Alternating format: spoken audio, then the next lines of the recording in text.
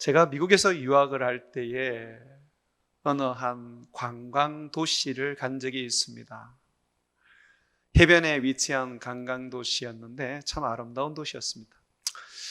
근데 여러 어떤 그런 볼거리가 많았지만 유독 제 눈을 사로잡았던 것이 하나 있습니다. 그게 뭐냐면 사람들이 가장 많이 다니는 그 길에 어느 한 분이 큰 십자가를 땅에 세워서 잡고 계시는 겁니다.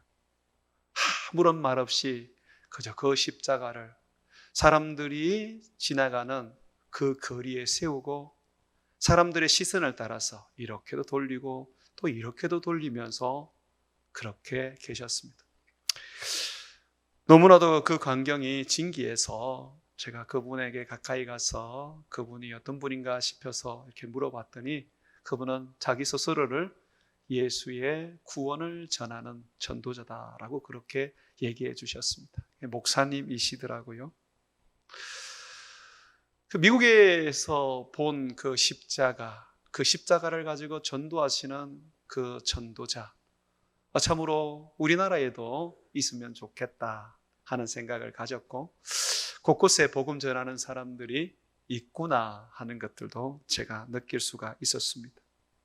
사랑하는 여러분, 우리가 보여주는 십자가, 우리가 전가하는 예수 그리스도의 복음은 모든 사람들을 구원에 이르게 하는 유일한 생명의 길입니다.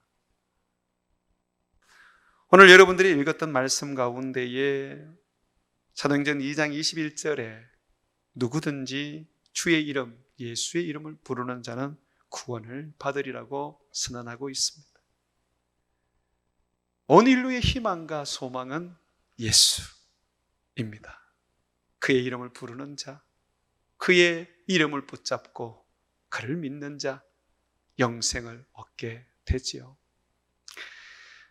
세상 사람들은 이러한 우리들의 믿음과 우리들의 전도를 싫어합니다. 왜 너희만 구원이 있냐? 다른 종교도 구원을 있다. 너희들이 좀 천주교처럼 불교하고 섞여서 같이 예배도 드리고 같이 그렇게 살았으면 좋겠는데 왜 너희만 구원이 있다고 하고 너희만 그렇게 좀 단독적으로 독대적으로 그렇게 사냐라고 말합니다. 그럴 수밖에 없는 것이 오직 이 세상에 하나님이 주신 구원자는 예수 그리스도밖에 없기 때문에 그렇습니다. 오늘 말씀 가운데에 끝까지는 제가 다 읽지 않았지만 이 베드로의 설교의 끝부분을 잠시 한번 우리가 보게 될 건데요. 한번 36절 한번 보십시오. 사도행전 2장 36절에 보게 되면 베드로가 설교를 하고 결론을 내리는데 이렇게 말합니다. 그런즉 이스라엘 온 집은 확실히 알지니 너희가 십자가에 못 박은 이 예수를 하나님이 주와 그리스도 구원자가 되게 하셨느니라. 베드로는 이 세상에 유일한 우리의 주인이시고 우리의 구원자는 예수님밖에 없다고 말합니다. 하나님은 다른 이름을 주신 적이 없다고 그는 말합니다. 예수님을, 십자가에 못 박았던 예수님을 우리의 주와 그리스도가 되게 하셨다고 말하고 있습니다. 그렇기 때문에 우리는 다른 종교와 섞일 수가 없습니다. 오직 구원은 예수님으로부터 말미암고 예수를 믿어야지만이 얻을 수 있기 때문에 타협할 수가 없는 것이죠. 어떻게 예수님은 우리의 구원자가 되시고 우리의 주와 그리스도가 되실 수 있습니까?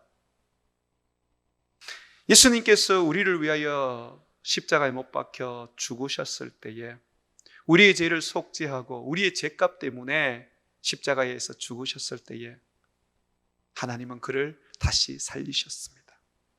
사망이 그를 붙잡고 있을 수 없었기 때문입니다. 24절 한번 보십시오. 하나님께서 그를 사망의 고통에서 풀어 살리셨으니 이는 그가 사망에 매여 있을 수 없었습니다.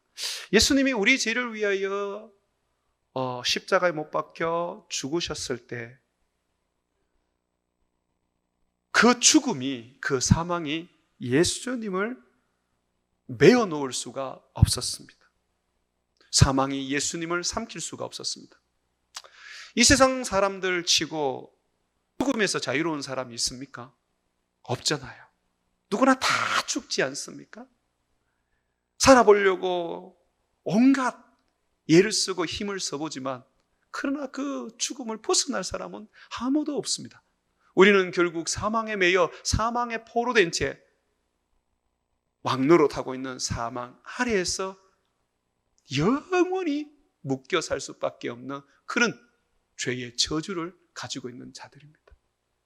그런데 예수님이 분명히 우리 죄 때문에 죽으셨는데 그가 무지하시지만 우리 죄를 가지고 그 죄값을 지불하기 위하여 죽으셨는데 그런데 사망이 예수님을 메어 놓을 수 없다고 말합니다. 예수님을 사망이 어찌할 수가 없다고 말합니다. 그를 풀어 살릴 수밖에 없다고 말합니다. 왜 그렇습니까?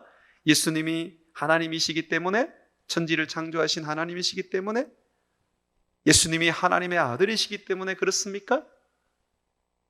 그는 영원하신 분이시고 전능하신 분이시고 그는 우리와 다른 신이시기 때문에 그렇습니까? 아닙니다. 예수님이 이미 우리와 같은 몸을 입고 이 세상에 오셨을 때 하나님의 아들 예수님이 우리와 같은 인간의 몸을 입고 동정녀 마리아를 통하여 이 세상에 오셨을 때 그는 이미 하나님의 영광과 하나님의 권세와 하나님 되심을 내려놓으셨습니다. 그래서 성경은 예수님에 대하여 이야기할 때 천사보다 못하게 되셨다, 그렇게 이야기를 합니다. 히브리서 2장 9절에 보게 되면 오직 우리가 천사들보다 잠깐 동안 못하게 하심을 입은 자 곧 죽음의 고난받으심으로 말미암아 영광과 종기로 관을 쓰신 예수를 보니, 이 세상에 인간의 육신을 입고 오신 예수님을 보니까 천사들보다 못한 그런 상태라고 성경은 말하고 있습니다. 창조주 하나님이셨지만, 하나님의 유일한 독생자였지만, 그러나 그가 육신을 입고 이 세상에 왔을 때는 천사보다 못한 존재로 되어버렸습니다. 또한 히브리서 4장 15절에는 우리와 똑같은 자이시고 우리처럼 사단의 조롱과 시험을 받으시는 그런 연약하신 분이라고 말하면서 다만 죄가 없다 그러죠.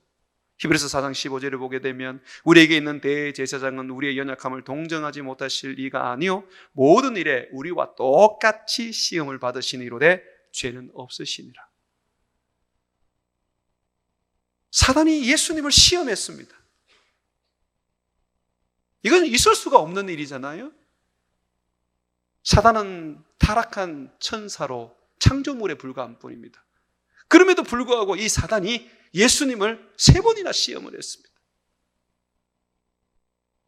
왜냐하면 예수님은 육신을 입고 이 세상에 오셨을 때 우리와 같은 그런 연약한 상태가 되셨던 것이죠. 뿐만 아니라 그는 사람들에게 멸시를 받고 조롱을 받아 십자가에 못 박혀 죽으시오 야 했습니다. 무슨 하나님이 그렇습니까? 너무 연약하지 않습니까? 그런데 주님께서 그렇게 오셨다고 말합니다. 그러면 어떻게 예수님이 죽음에서 다시 살아날 수 있었던 거죠? 사망이 어떻게 예수님을 묶어 놓을 수 없고 결국은 사망의 백기를 들고 항복을 하고 예수님을 풀어 살리게 된 것이죠. 그것은 바로 예수님의 믿음이었습니다. 하나님 아버지를 향한 그의 절대적인 믿음이 하나님 아버지로부터 어렵다함을 얻고 그 어려움으로 그는 사망을 이기시고 하늘과 땅과 땅 아래 모든 것의 주가 되시고 우리의 주인이 되셨습니다. 우리를 어렵게 하는 것은 믿음입니다. 구약이나 신약이나 이 부분에 대해서는 동일하게 얘기합니다. 우리 중에 어느 누구도 율법을 지킴으로써 어렵다함을 얻을 사람은 없습니다. 우리가 믿음의 조상이라고 부르는 아브라함, 그는 믿음으로 어렵다함을 얻은 사람이었습니다. 아브라함이 가나안 땅에서 날마다 예배를 드리며 하나님을 섬겼지만 그러나 하나님은 그를 어렵다고 말씀해 주지 않으셨습니다. 그런데 어느 날 하나님이 말씀하신 것, 이 땅의 구원자 예수 그리스도에 대한 그 복음을 하나님이 말씀하셨을 때 아브라함은 그 하나님을 믿었습니다. 그것이 그로 하여금 어렵다함을 얻는 것이 되었고 결국 그는 믿음의 조상이라 일컬음을 받게 됩니다. 창세기 15장 6절에 보게 되면 아브라함이 여호와를 믿으니 여호와께서 그 일을 그의 의로 여기시니라. 이것은 바울의 로마서에도 동일하게 말합니다. 아브라함이 하나님을 믿음에 그것이 그에게 의로 여겨졌다. 아브라함이 의로운 것은, 아브라함이 축복을 받고 믿음의 조상이 된 것은 바로 믿음 때문이었습니다. 믿음은 하나님을 기쁘시게 하고 믿음은 하나님의 능력과 하나님의 축복과 하나님의 상급을 받게 만듭니다. 다니엘이 왕이 법령을 정해서 일정 기간 동안 왕 외에 어느 누구에게도 기도하지 말라라고 했는데 다니엘이 그걸 어기고 다니엘은 하루에 3번씩 기도를 했습니다. 그래서 그 법을 어긴 죄목으로 인해서 굶주려 있는 사자굴에 던져졌습니다. 하루가 지나서 사람들이 그 굴 속에 가본 그 굴을 들여다보니까 다니엘이 살아있거든요. 이 굶주린 사자가 다니엘을 손을 대지 못했던 것입니다. 어떻게 그렇게 다니엘이 그 굶주린 사자들 속에서 살아날 수 있었을까? 성경은 하나님이 그를 구원하셨는데 그 이유가 다니엘이 하나님을 믿었기 때문이라고 말하고 있습니다. 다니엘서 6장 23절에 보게 되면 왕이 심히 기뻐서 명하여 다니엘을 사자굴에서 올리라 하며 그들이 다니엘을 굴에서 올린즉 그의 몸이 조금도 상하지 아니하였으니 이는 그가 자기의 하나님을 믿음이었더라. 하나님은 자기를 믿는 자를 실망시키지 않습니다. 하나님은 자기를 믿는 자에게 은혜를 베푸시며 하나님은 자기를 믿는 자를 보호하시며 하나님은 자기를 믿는 자를 하나님은 복 주십니다. 예수님은 절대적인 믿음을 아버지 앞에 가지고 있었습니다. 오늘 사도행전 2장 25절을 보십시오. 25절을 보게 되면 사망이 예수님을 붙잡고 있을 수 없었던 이유를 예수님의 그 믿음 때문이라고 말하고 있습니다. 25절에 보게 되면 다윗이 그를 가르쳐 이르되 하면서 이제 말씀이 나오는데 이 말씀은 시편 16편에 있는 말씀입니다. 요거를 여기에 인용을 해 놓았습니다. 제가 설교할 때 성경 본문을 가지고 설교를 하듯이 베드로가 설교를 하는데 시편 16편의 말씀을 본문으로 정해서 그걸 가지고 지금 설교를 하는 겁니다.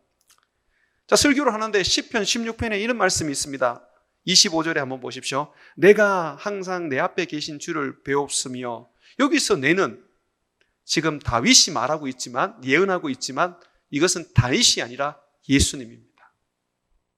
내가, 예수님이 항상 내 앞에 계신 주를, 이 주는 아버지 하나님입니다.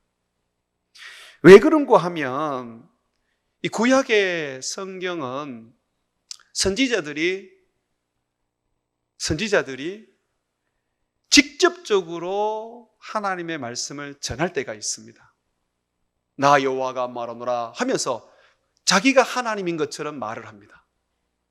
그래서 성경을 보면 우리가 선지자들이 너희는 여호와의 말을 들으라, 여호와께서 이르시기를, 그러면서 하나님 말씀을 줄줄줄줄 하나님이 말씀하시는 것처럼 합니다. 그거와 같이 시편에는 또는 구약 성경에는 예수님이 직접 자기의 마음과 그리고 자기의 어떤 뜻과 자기의 말씀을 하실 때가 있습니다. 지금 다윗을 통해서 주님이 직접 자기의 말씀을 하는 겁니다. 예수님이 자기의 고백을 하시는 것입니다. 다윗은 그 당시에 선지자였습니다. 30절 한번 보십시오. 그는 선지자라, 이 다윗을 말하는 거죠.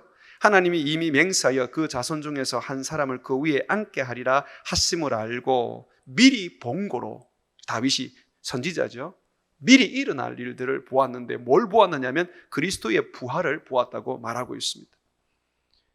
주님께서 지금 말씀하고 계십니다. 다윗을 통해서 내가, 예수님께서 항상 내 앞에, 예수님 앞에 계신 주를, 아버지를 배웠으며 나로 예수님을 요동하지 않게 하기 위하여 그가, 아버지가 내 우편에 계시도다.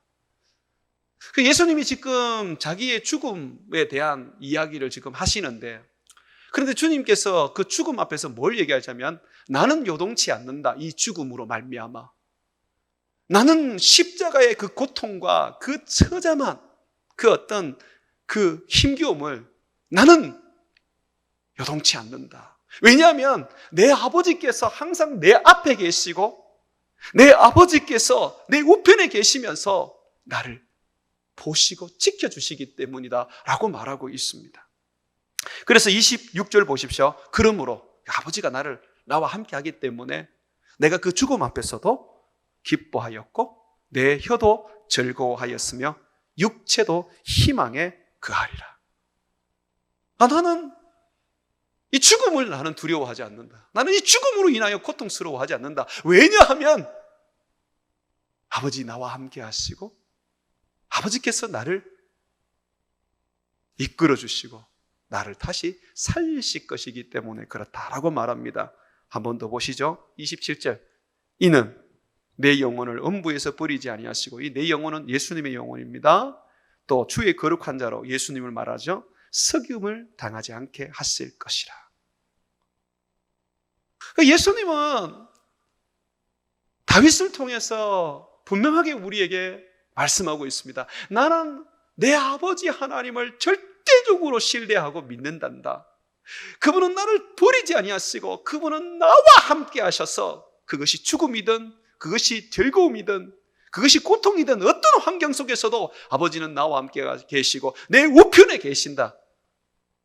그가 내 영혼을 음부에 버리지 아니하실 것이고 그가 내 육체로 내가 땅에 묻혔다 할지라도 썩게 버려두지 아니하시고 다시 살리신다 라고 그렇게 고백을 하고 있습니다. 그러면서 다시 한번 28절에 보게 되면 주께서 생명의 길을 내게 보이셨으니, 주께서 이미 나에게 나를 보호하시고 나를 구원하시고 나를 다시 살리신다는 것을 내게 보이셨으니 주 앞에서 내게 기쁨이 충만하게 하시리로다. 또 예수님이 자기가 죽고 자기가 다시 살아남을 통하여 온 인류의 생명을 주시는 그 길이 되시기 때문에, 아버지께서 그걸 보여주셨기 때문에 그 아버지로 말미암아 기쁘고 나는 즐겁다라고 말하는 것입니다. 죽음 앞에 어느 누구든 두려울 수밖에 없지요. 그러나 우리 주님은 그 죽음을 기꺼이 담담하셨고 십자가에서 멸시와 천대받는 것들을 어려워하지 아니하시고 받아들이셨습니다. 어떻게 그렇게 할 수 있습니까? 아버지를 믿었기 때문에 그렇습니다. 사랑하는 여러분, 하나님 아버지가 창조주이심을 믿습니까?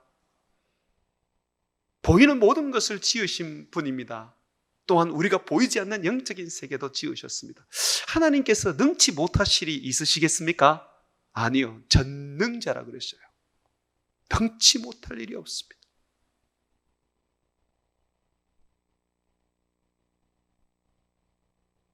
하나님은 우리가 항상 그러한 하나님을 알고 믿으면서 살기를 원하십니다. 아브라함에게 100세의 아들을 주신 것도 하나님은 젊은 나이에 아들을 주실 수 있지만 하나님 늙은 나이 100세의 아들을 주셨고 그의 아내 90세의 아들을 주셨던 것은 하나님은 죽은 몸과 같은 그런 상태에서도 사람의 생명을 잉태하여 이 땅에 태어나게 하실 수 있는 분이라는 것을 가르치신 겁니다. 하나님은 구약 성경에 여러 믿음의 사람들을 통해서 고난도 주시고 또는 하나님께서 축복도 주시고 여러 가지 어떤 환경들을 만나게 하시는데 그런 환경을 통해서 주님은 항상 우리들에게 가르치십니다. 내가 전능한 하나님이야. 내가 창조주 하나님이야. 네가 나를 의지하고 네가 나를 믿는다면 너는 나의 은혜를 입게 될 것이고 나의 축복을 받게 될 것이야. 아브라함은 세월이 흐르면서 이 믿음이 들어가기 시작했어요. 하루는 하나님께서 아브라함에게 아브라함아 100세에 낳은 네 아들 있지? 그 아들을 내게 바쳐라. 번제물로 바쳐라. 아들을 죽여라 그랬습니다. 그런데 아브라함이요 조금도 주저하지 않고 아들을 데리고 가서 죽이려고 그럽니다. 하나님께서 아브라함아 됐다 그만하고 중단을 시킵니다. 어떻게 아브라함이 그렇게 아들을 단번에 그렇게 드릴 수 있는 그런 믿음이 있지요? 광신제라서 그렇습니까? 아닙니다. 히브리서 11장 19절에 보게 되면 아브라함은 하나님이 능히 그의 아들 이삭을 죽은 자 가운데서 다시 살리실 줄을 생각한지라 그랬어요. 하나님은 전능자시기 때문에 하나님은 능치 못할 게 없는 분이시기 때문에 죽이기도 하시고 살리기도 하시고 살리기도 하시고 죽이기도 하시고 없는 것을 있게도 하시고 있는 것도 없는 것 없게도 하시는 분임을 믿었기 때문에 그 아들을 하나님 앞에 바치는 데에 조금도 주저하지 않았습니다. 왜냐하면 전능하신 하나님이 다시 살리실 거니까. 하나님이 이삭을 통하여 이 세상을 구원의 복을 주신다고 하셨어요. 이삭이 아브라함의 후계자라고 하셨어요. 그렇다면 하나님이 아브라함을 죽은 상태로 두면 안 되시잖아요. 죽게 된다 할지라도 주님이 다시 살리시지 않겠습니까? 하나님의 약속을 이루기 위해서 말입니다. 여러분들은 어떠세요? 하나님께서 여러분들에게 아들도 아끼지 아니하고 주셨습니다. 하나님은 여러분을 살리기 위하여 아들을 십자가에 내어 주셨습니다. 하나님은 여러분의 아버지시고 여러분이 구하는 거 그 이상으로 주시기를 항상 소망하고 있습니다. 그래서 주님은 항상 우리들에게 믿음으로 나를 바라보고 믿음으로 구하라고 말씀하시죠. 우리는 하나님이 전능자인 걸 알고 있습니다. 하나님께서 창조준 걸 알고 있습니다. 하나님께서 능치 못할 것이 없다는 것을 알고 있습니다. 그런데 우리의 믿음은 하나님 앞에서 하나님이 능히 해주실 겁니다. 하나님께서 이것을 해결해 주실 겁니다. 하나님, 내가 죽음이 와도 내가 다소 두렵지만 나는 주님을 붙잡습니다. 왜냐하면 주님 내 영혼을 구원하시고 나를 주님의 품으로 인도해 주실 줄 알기 때문입니다. 라고 이렇게 고백하는 부분들이 우리에게 있습니까? 있어야 해요. 왜냐하면 믿음이 없이는 안 됩니다. 믿음이 없이는 하나님을 기쁘시게 할 수가 없습니다. 믿음이 없이는 이 세상을 살아가는 능력을 가질 수가 없습니다. 사단이 조금도 쉬지 않고 우리를 삼키려고 공격해 오는데 우리가 그 사단을 이기고 세상이 우리를 어떻게든지 무너뜨리려고 유혹해 오는데 그 유혹을 이기려고 그러면 오직 믿음이 필요합니다. 그 믿음이 하나님의 능력을 가지게 될 것입니다. 그 믿음이 우리로 하여금 세상을 이기고 하나님의 축복 아래 살게 해 줄 것입니다. 예수님은 철저한 주님을 향한 그 믿음을 가지고 계셨기 때문에 그는 하나님 앞에 눈물과 통곡으로 하나님의 그 뜻을 이루고 하나님의 그 도우심을 구하는 기도를 드릴 수가 있었습니다. 여러분, 예수님이 하나님이시기 때문에 이 땅에 오셔서 그가 귀신도 쫓아내고 능력도 행하고 오병이어의 기적도 일으켰다 생각하시면 안 돼요. 예수님은 하나님의 능력을 하나도 쓰지 않으셨어요. 베드로가 말하기를 그는 성령과 능력을 기름 붓듯 그렇게 받아서 하셨다 그래요. 그런데 예수님을 보면요, 예수님은 철저하게 기도하십니다. 오병이어의 기적을 일으킬 때도 기도하시고요, 새벽에 일어나서 기도하시고요, 늦은 밤에도 산에 올라가서 기도하시고요, 그의 이적과 그의 능력과 그의 사역은 기도로 말미암아 주어졌습니다.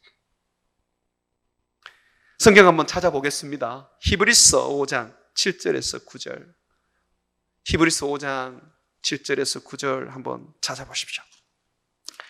이 히브리서 5장 7절에서 9절을 보게 되면 하나님을 절대적으로 의지하고 온전한 믿음을 가지고 주님 앞에 살아가는 우리 예수님, 그 예수님이 어떻게 사신지를 이야기하고 있습니다. 히브리서 5장 7절에서 9절. 자, 제가 읽겠습니다. 그는 육체에 계실 때에, 그죠? 이 땅에 육체에 계실 때에 자기를 죽음에서 능히 구원하실 아버지 하나님에게 어떻게 해요? 심한 통곡과 눈물로 간구와 소원을 올렸다. 예수님은요, 조금도 의심이 없으셨습니다. 아버지를 믿는 믿음 안에서 그의 연약한 육체 속에서 그의 그 어떤 그 죽음의 그 어떤 그 자리 속에서 그는 통곡과 눈물로 아버지를 구했고 아버지의 은혜를 소망했습니다. 그랬더니 성경에 보니까 그의 경건하심으로, 이 경건하심은 그의 믿음으로 그를 아버지를 신뢰하는 그 신뢰함으로 말미암아 들으심을 얻었다라고 말하고 있습니다. 그래서 우리에게 이 야고보서에 보게 되면 너희가 기도할 때에 만약에 의심이 있다면 그 사람은 그 기도하는 것이 응답될 거라는 기대를 가지지 마라 그럽니다. 그건 두 마음을 품고 있는 것이기 때문에 결코 응답될 수 없다라고 말합니다. 조금도 의심하지 말고 그저 주신 줄 알고 믿음으로 구하라고 말합니다. 무엇이든지 예수의 이름으로 믿음으로 구하면 하나님은 그 믿음으로 그에게 우리의 기도를 응답하신다고 하고 계시죠. 그러니 여러분, 이 믿음은 결국 우리로 하여금 기도의 응답을 받게 하는 능력이 됩니다. 믿음 없이는 아무리 오래 기도를 해도 그 기도가 여러분들에게는 허공을 치는 그런 손에 잡히지 않는 것에 불과하게 될 것입니다.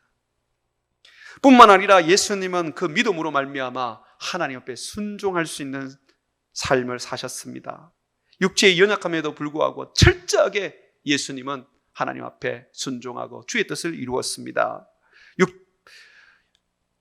히브리서 5장 8절 보십시오. 그가 아들이면서도 받으신 고난으로 순종함을 배워서 온전하게 되었은즉 자기에게 순종하는 모든 자에게 영원한 구원의 근원이 되셨다라고 말하고 있습니다. 그는 주를 믿는 그 믿음 안에서 하나님께 굴복할 수 있었습니다. 여러분, 그렇습니다. 우리가 순종을 잘 하지 못하는 이유는 믿음이 약해서 그렇습니다. 하나님을 철저하게 믿고 하나님을 온전하게 우리가 의지한다면 우리는 순종을 낳을 수 있습니다. 우리는 거룩한 삶을 살 수 있습니다. 헌신된 봉사를 할 수 있습니다. 봉사가 믿음을 앞서거나 거룩한 삶이 믿음을 앞설 수는 없습니다. 순종이 믿음을 앞설 수는 없습니다. 믿음이 있어야지 그 믿음의 능력이 나로 하여금 순종하게 하고 그 믿음 때문에 거룩하게 살고 그 믿음 때문에 우리 주님을 감동시키는 봉사를 할 수가 있는 거예요. 예수님은 이처럼 믿음에 있어서 근원이고 근본이고 선구자며 완성자이십니다. 히브리서 12장 2절을 한번 보십시오. 히브리서 12장 2절을 보게 되면 믿음의 주여 또 온전하게 하시는 이신 예수를 바라보자. 이 예수님을 믿음의 주라고 말합니다. 또 온전하게 하시는 분이라고 말합니다. 여기 믿음의 주라 그러니까 좀 막연해요. 우리가 믿음의 어떤 그 믿는 그 대상인가 이렇게 생각하는데 그게 아닙니다. 영어 성경을 살펴보면 이 믿음의 주를 뭐라고 말하냐면 믿음의 설립자 또는 믿음의 선구자 또는 믿음의 저자 이렇게 표현을 합니다. 그리고 완전케 하시는 이라는 것은 뭐냐면 믿음을 완성시키는 분, 믿음을 완전하게 만드시는 분이라고 말합니다.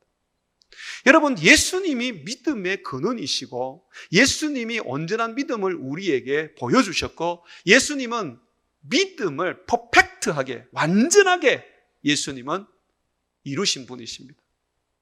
아브라함도 믿음의 사람이지 않습니까? 목사님 이렇게 질문을 하실 텐데 아브라함이 믿음의 사람 맞습니다. 그러나 아브라함의 믿음은 우리가 닮을 부분은 있지만 온전한 믿음이 아니었습니다. 아브라함은 실수가 있는 사람이었습니다. 다윗은 어떻습니까? 다윗도 믿음의 사람이지만 그는 실수를 가지고 있는 사람입니다. 다니엘도 마찬가지 아닙니까? 성경에 보게 되면 이 왕들의 삶을, 이 이스라엘이나 유다의 왕들의 삶을 성경이 기록하면서 좋은 면도 얘기하고 나쁜 면도 얘기하는데 조금만 좋은 것이 있으면 성경은 그 사람은 하나님 앞에서 살았다라고 평가를 해줍니다. 좋은 왕이라고 평가를 해줍니다. 조금 허물이 있어도, 조금 부족한 것이 있어도 그거 가지고 시비를 걸지 않습니다. 왜냐하면 인간은 그런 연약한 존재니까요. 어느 누구도 믿음에 있어서 완전한 자가 없었습니다. 그런데 예수님께서 이 땅에 오셔서 철저하게 주님을 의지하고 믿음으로써 주님 앞에 순종할 때에 우리 주님께서는 그 믿음을 인정해 주셨습니다.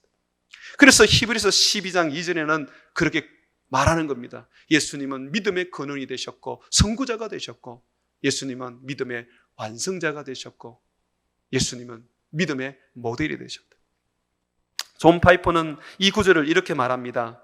그는 믿음의 근원이 되셨고 우리에게 믿음으로 구원 얻는 길을 열어주셨고 그는 믿음의 선구자여 완성자여 모델이셨다. 뿐만 아니라 그는 우리들에게 믿음을 주고 그 믿음을 유지할 수 있도록 가르쳐 주신다. 예수님이 우리에게 믿음으로 살아라고 말합니다. 믿음만이 세상을 이기는 길이라고 말합니다. 그런데 예수님이 만약에 그렇게 살지 않고 우리에게 말했다면 실질적으로 어떻게 보면 예수님은 이 땅에 오셔서 믿음이 뭔지를 경험하지 못한 분이 되는 겁니다.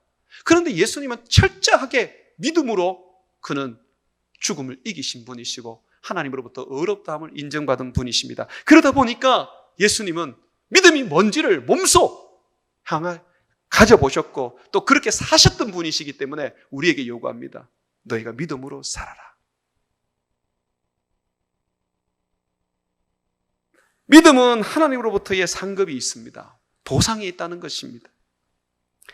히브리서 11장 6절에 보게 되면 믿음이 없이는 하나님을 기쁘시게 할 수 없나니 하나님께 나가는 자는 반드시 그가 계신 것과 또한 그가 자기를 찾는 자에게 상 주시는 힘을 믿어야 할지니라. 믿음으로 살아가는 사람들은 그 믿음의 결과 하나님의 상, 하나님의 그 은혜, 축복을 받을 자격이 있다고 말합니다. 예수님께서는 믿음으로 자기의 몸을 하나님께 온전히 드려서 십자가에서 죽으셨습니다. 그런 예수님을 우리 주님은 그 죽음에서 다시 살리셨습니다. 그의 믿음을 의롭다 여기시고 그를 살리셨습니다. 살리실 뿐만 아니라 그를 자기 보좌 곁에 우편에 앉으시고 하늘과 땅과 땅 아래의 모든 것을 다스리는 왕이 되게 하셨고 우리의 주가 되게 하셨고 우리의 그리스도가 되게 하셨습니다. 그러므로 예수님이 세상의 유일한 구원자가 될 수밖에 없는 것은 온전한 믿음으로 하나님 앞에 기쁘게 하나님을 기쁘게 하고 하나님 앞에 의롭다함을 얻어 우리로 하여금 그 삶을 살도록 만들어주는 분이기 때문에 그렇습니다. 사도행전 2장 32절 오늘 본문에 있는 이 내용인데요. 한번 찾아보십시오. 사도행전 2장 32절에서 사도행전 2장 32절에서 36절. 거기 보시면 사도행전 2장 32절을 보시면 이 예수를 하나님이 살리신지라 우리가 다 이 일의 증인이로다 라고 하면서 하나님이 오른손으로 예수를 높이시고, 그죠? 높이시고, 그가 약속하신 성령을, 아버지께 받아서, 누가 받았습니까? 예수님이 받으셨습니다. 그리고 너희가 보고 듣는 이것을 부어주셨느니라. 우리에게 성령을 부어주셨대요. 예수님이요. 자, 여러분, 거듭나는 거 어떻게 거듭납니까? 내 영혼이 구원받는 거 어떻게 구원받아요? 성령으로 거듭나잖아요. 여러분, 부활하는 거 어떻게 부활해요? 성령으로 부활하잖아요. 로마서 8장 11절 한번 읽어보십시오. 한번 찾아보십시오. 로마서 8장 11절. 여러분 안에 있는 성령, 그 성령 하나님이 예수님이 믿음으로 말미암아 어렵다 여김을 받으시고 그가 아버지께 그 상급으로 왕이 되시고 받아서 보내주신 분이신데, 그 성령이 계시는 자는 영원히 살고 몸도 살고 영원한 생명을 누리게 되어 있습니다. 로마서 8장 11절 한번 펴보십시오. 로마서 8장 11절에 보게 되면, 자, 우리의 부활을 성경은 아주 구체적으로 설명해 줍니다. 예수를 죽은 자 가운데서 살리신 이의 영, 성령이죠. 너희 안에 거하시며 성령이 우리 안에 있으면 그리스도 예수를 죽은 자 가운데서 살리신 이가 너희 안에 거하시는 그의 영으로 말미암아 너희 죽을 몸도 살리시리라. 누가 우리를 살립니까? 성령이 우리를 살립니다. 그 성령이 어떻게 오셨습니까? 예수님이 보내주셨죠. 어떻게 예수님이 보낼 수 있습니까?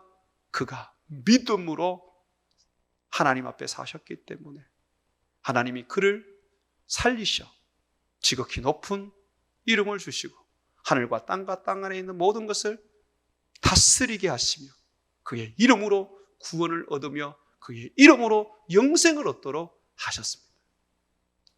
그러니까 세상 가운데에 구원을 주시고 영생을 주시고 하시는 그 일은 이 성령이 하시는데, 그 성령을 주신 유일한 분이 바로 예수님입니다. 그가 믿음으로 사셨기 때문에 그렇습니다. 여러분, 하나님의 아들도 이 세상에 왔을 때에 믿음으로 살아서 하나님을 기쁘시게 하고 우리의 주가 되셨는데, 우리가 이 믿음을 포기하고 우리가 이 믿음을 붙잡지 않는다면 참으로 우리의 삶이 엉뚱하게 되지 않겠습니까? 하나님의 아들은 우리의 삶의 모델입니다. 하나님의 아들은 믿음으로 말미암아 하나님을 기쁘게 하였고 하나님의 뜻을 이루었던 분이십니다. 그렇다면 우리도 마찬가지입니다. 우리가 믿음으로 살아야 합니다. 교회 헌금 좀 갖다 내고 교회 와서 봉사 좀 하는 것으로 내 신앙생활을 바로 하고 있다고 생각하시면 안 돼요. 헌금을 못 하더라도, 교회에 봉사를 못하게 되시더라도 여러분의 삶 속에 하나님에 대한 신뢰와 믿음을 가지고 계셔야 됩니다. 아들도 아끼지 아니하고 내게 주신 하나님이 어찌 내게 은혜를 주시지 않고 복을 주시지 않겠는가? 내가 지금은 이 사업이 망하는 것 같이 내가 천 위기 속에 있지만 내가 하나님을 붙잡는다면 하나님이 다시 소생시켜 주실 거야.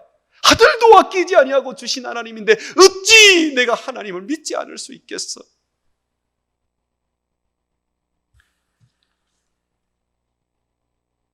주님은 우리의 주가 되셨고 그리스도가 되셨습니다.